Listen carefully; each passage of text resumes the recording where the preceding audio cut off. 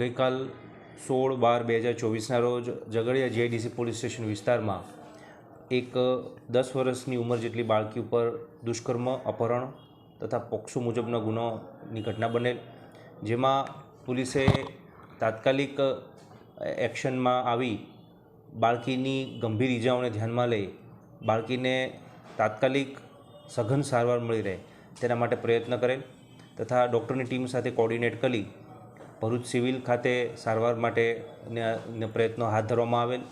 ત્યારબાદ ઇજાઓ ગંભીર હોવાથી તેને વડોદરા એસએસજી હોસ્પિટલ ખાતે તબદીલ કરવામાં આવેલ. ત્યાં એમની સારવાર સઘન ચાલુ છે તથા હાલમાં તબિયત અમને જ્યાં સુધી માહિતી મળે ત્યાં સુધી સ્ટેબલ છે. ત્યારબાદ આરોપીને પકડી પાડવા માટે પોલીસ દ્વારા વિવિધ ટીમો બનાવવામાં આવેલ. ટેકનિકલ સર્વેલન્સ અને હ્યુમન ઇન્ટેલિજન્સની મદદથી શકમંદોને ગણતરીના કલાકોમાં રાઉન્ડઅપ કરવામાં આવેલ અને તેમની આગવી રીતે પૂછપરછ કરી, ઇન્ટ્રોગેશન કરી અને આરોપીને આઈડેન્ટિફાઈ કરી લેવામાં આવેલ. આ આરોપી જે છે એ ઝારખંડનો છે.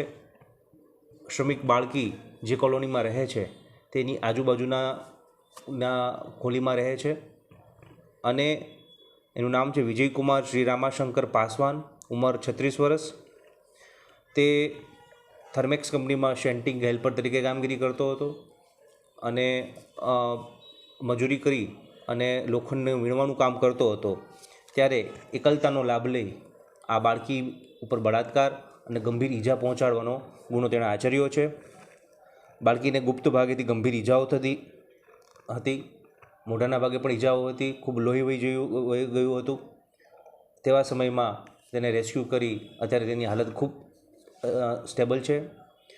પોલીસે BNS 137(1)B, 65(2) અને પોક્સો એક્ટની કલમ હેઠળ ગુનો દાખલ કરી હાલમાં તપાસ ચાલુ છે.